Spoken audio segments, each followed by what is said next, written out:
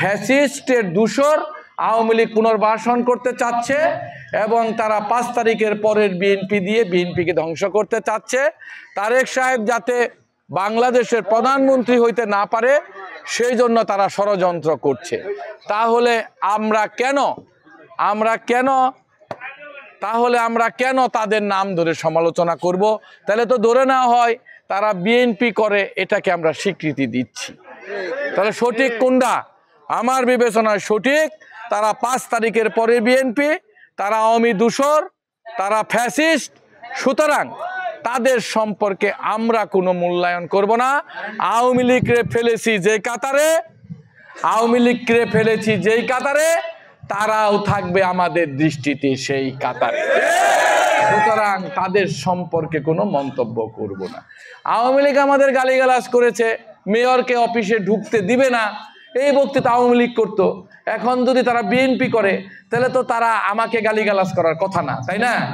যখনই আমাকে গালিগালাজ করবে তখনই ধরে নেবেন তার মধ্যে আওয়ামী লীগের জাত। 2008-এর নির্বাচনে ষড়যন্ত্র করে হারিয়ে দেওয়া হলো। পরের দিন আমি শফিপুর অফিস করতে যাই, আমাকে যেতে আমার মামাতো ভাই হুসেন না করেছিল, তুই যাইস না। আমি তৎক্ষণাৎ গাড়ি নিয়ে গেলাম। আওয়ামী লীগের বিরুদ্ধে যদি আজকে আমি পালিয়ে থাকি, 5 বছর পালিয়ে থাকতে হবে। আওয়ামী লীগের বিরুদ্ধে তখনও রেজাল্ট হচ্ছে, পূর্ণাঙ্গ রেজাল্ট হয় নাই। 9টা 20 মিনিটে শফিপুর অফিসে যাই, শফিপুরের অনেকে আছেন, আমার প্রতি হামলা হয়, গাড়ি ভাঙে, শারীরিকভাবে নির্যাতন করার জন্য আছে। আওয়ামী লীগের ভয়ে কিন্তু সেদিন আমরা ঘরে বসে থাকি নাই। আমি ধন্যবাদ কৃতজ্ঞতা জানাই, ঘুম থেকে উঠে আমাকে আক্রমণ করার জন্য হাজার হাজার নেতা কর্মী সেদিন পার্টি অফিসে, কালিয়াকৈর বাস স্ট্যান্ডে জড়ো হয়েছিল। চন্দ্রা থেকে শফিপুর প্রত্যেক জায়গায় নির্বাচনে হারছি, তারপরে সাধারণ মানুষ নেতা কর্মীরা ঘর থেকে বেরিয়ে এসে সেদিন আমাকে সমর্থন দিয়েছে, উজ্জীবিত হলাম। ওই দিন থেকে আওয়ামী লীগ মনে করলো বিএনপির উপরে আঘাত করা যাবে না।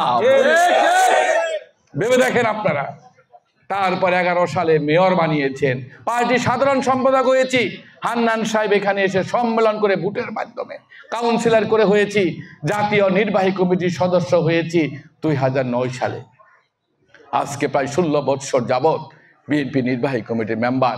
একটা প্রশ্ন রাখতে চাই, রাজপথে এমন কোন আন্দোলন একদিন হয়েছে যে আমি জ্বরের কথা বলে শুয়েছিলাম? বন্ধুরা, আল্লাহর কাছে শুকরিয়া, আমাকে একদিন অসুখও দেয়নি আল্লাহ। ওইভাবে যখন আন্দোলন হয়েছে তখন আমি রাজপথে থাকি নাই। কি সেটা কালিয়াকৈর, কি সেটা গাজীপুর, কি সেটা ঢাকার রাজপথ। একদিন অনুপস্থিত থাকি নাই, বিদেশ গিয়ে থাকি নাই। আমি কোনো কর্মসূচিকে ফাঁকি দেওয়ার জন্য কোনো অজুহাত খুঁজি নাই।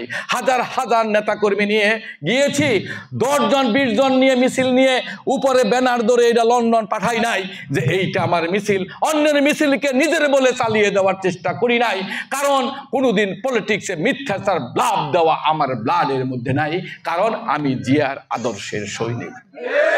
বন্ধুরা আমার জিয়া যে রাজনীতি করতেন, আমার নেতা, আমি সেই রাজনীতি করার চেষ্টা করেছি। অনেক নির্যাতনের মুখে পড়েছি। ঢাকাতে যে যত নেতারা বিপদে পড়েছেন তার জন্য যেখানে যা করার তাই করেছি।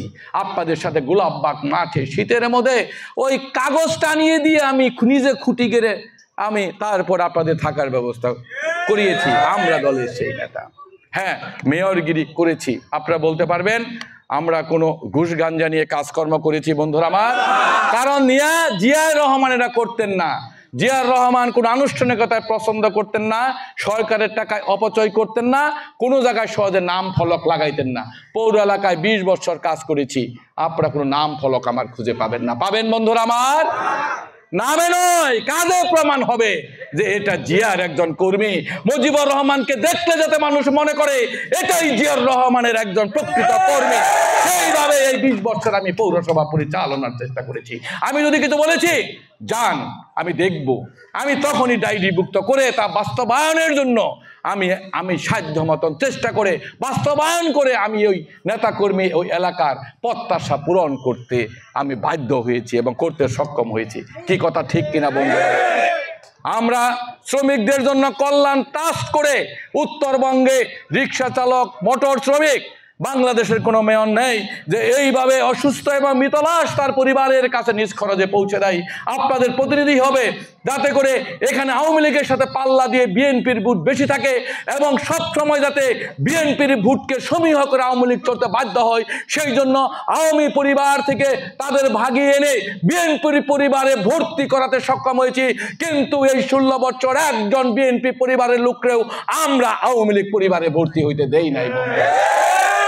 এটা আমার কথা নয়, আপনি মিলিয়ে দেখবেন। আজকে নিজের কিছু কথা বললাম। আরে ভাই, মুজিবুর রহমানের মধ্যে যে বিএনপির ব্লাড রয়েছে, এই ব্লাড যদি কেউ এক ফোঁটা কেউ ধারণ করে তাহলে সে জীবনে কোনদিন বিএনপির পরিবার থেকে যাওয়ার কোনো শক্তি সঞ্চয় করবে না।